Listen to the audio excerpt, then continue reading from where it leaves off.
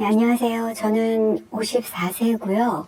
한 20년 정도 결혼 생활을 유지를 하다가 결혼 생활을 정리를 했어요. 저희는 사실 남편이 재혼이었어요. 재혼이고 저는 초혼인데 내가 어떻게 이거를 모든 주변의 반대를 다 무릅쓰고 너를 선택했는데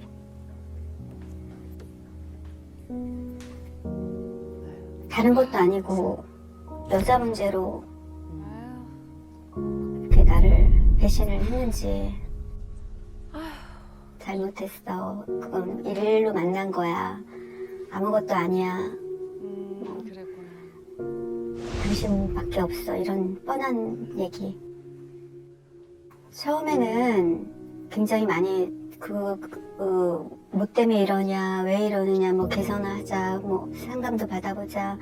굉장히 많이 대화를 했었던 것 같아요. 싸우기도 많이 싸우고. 네, 그 후에 또 발견을 했죠, 제가. 왜 그렇게 잘 들켜요? 확인한 것만 4번 정도 됐어요. 아이고. 짜증나. 그러고 나서 보니까 두 번째, 세 번째는 제가 아무렇지도 않은 저를 발견했어요. 정말 아무 감정이 없더라고요. 정리를 할 때는 정말 그러려니 하는 마음까지 있었는데 좀 지나고 나서 자꾸 떠오르고 생각이 나고 그게 이제 화 같아요.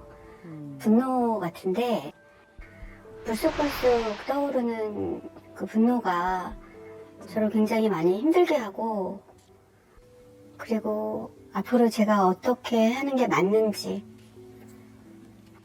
그런 게 굉장히 좀 알고 싶은 부분이기도 해요.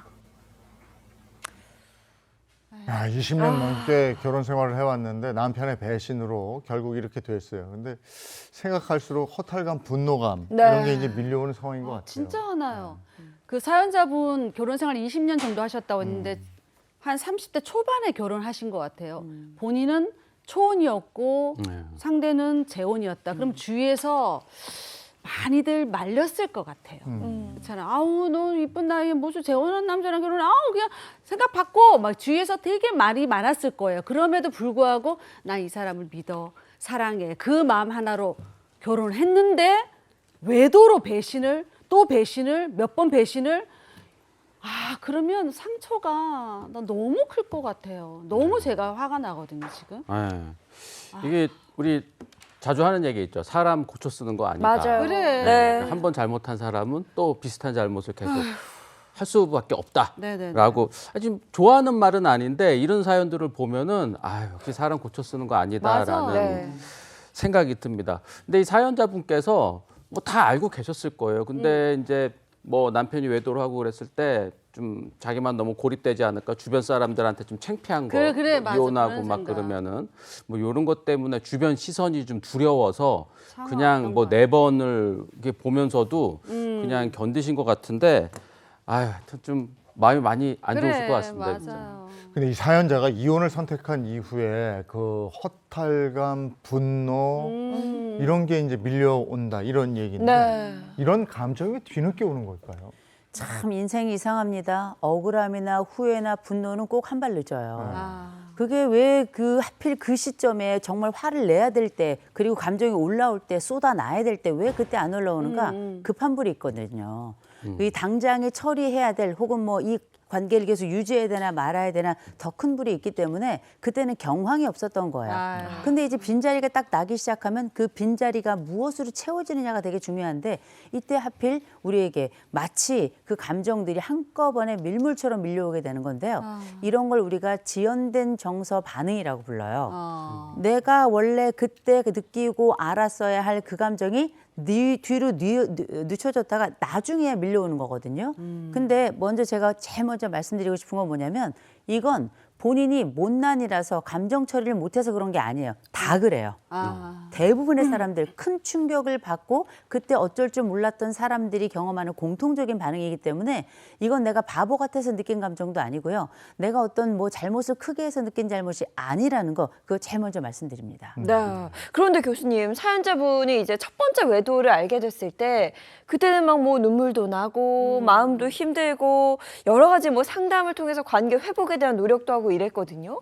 그게 두 번, 세 번 반복되니까 아무 느낌이 안 든다 그랬어요. 굉장히 지쳐 보였는데 이런 상황에서는 어떤 심리 상태에 놓이게 되는 걸까요?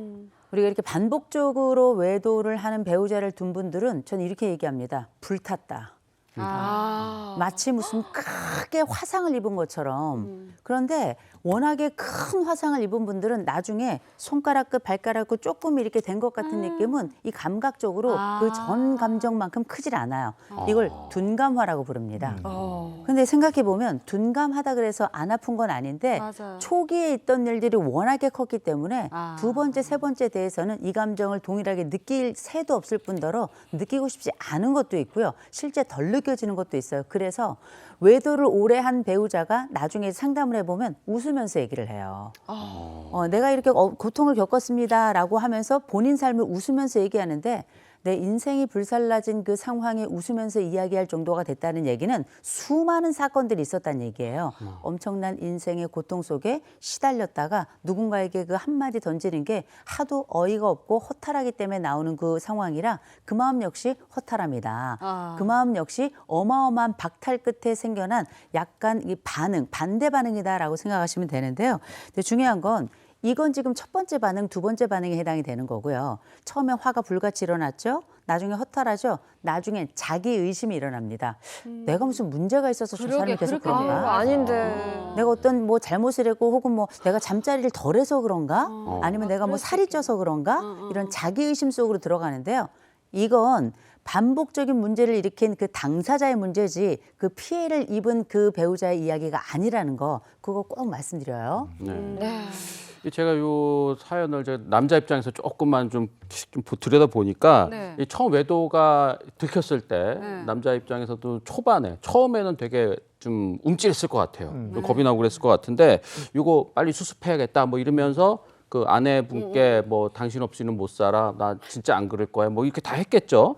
예, 근데 이게 뭐 두 번, 세 번 반복되고 막 이러면서 이 걸리는 것에도 좀 무뎌지고 좀 뭐 죄책감 같은 거 이런 것도 좀 사라지면서 뭐 이 정도면 좀 넘어가겠지 뭐 이런 식으로 이렇게 좀 변한 게 아닐까라는 진짜 좀 생각이 듭니다. 이건 말이 안 되는 것 같아. 네. 한 번 잘못하면 진짜 손이 발휘되도록 빌면 다시는 이러지 않겠다고 여자를 진짜 공경하면서 떠받들고 이렇게 살아도 모자를 파네. 네.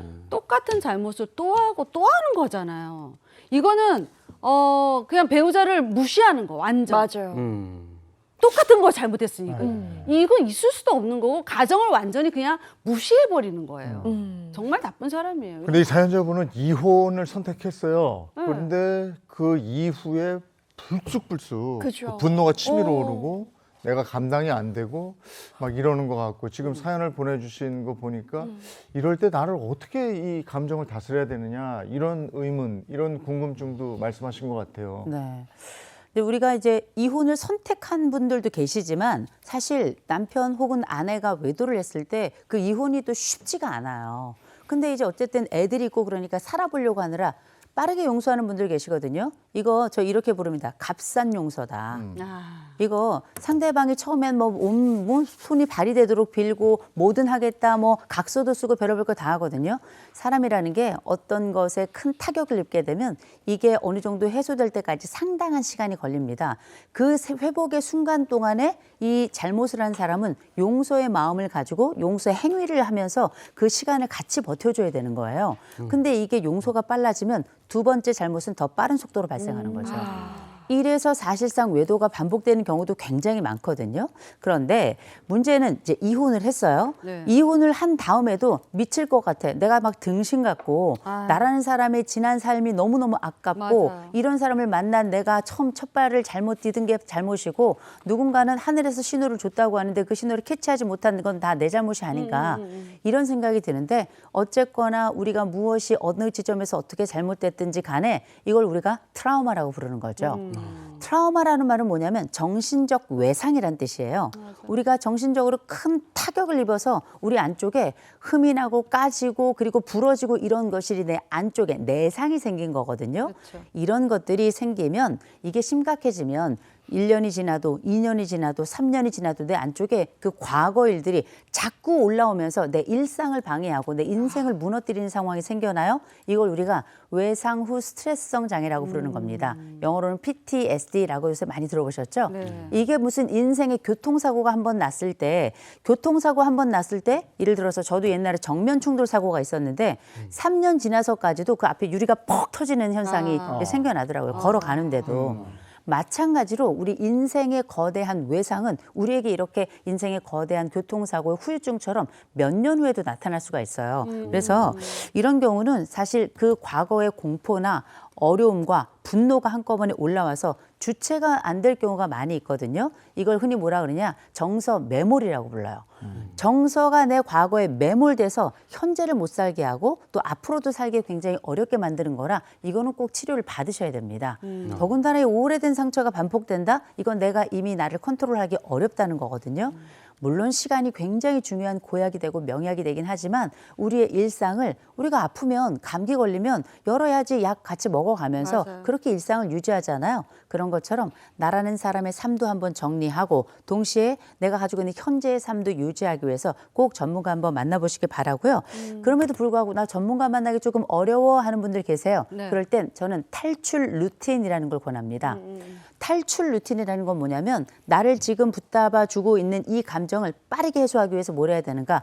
고통이 확 올라와 바로 나가서 걸으셔야 돼요.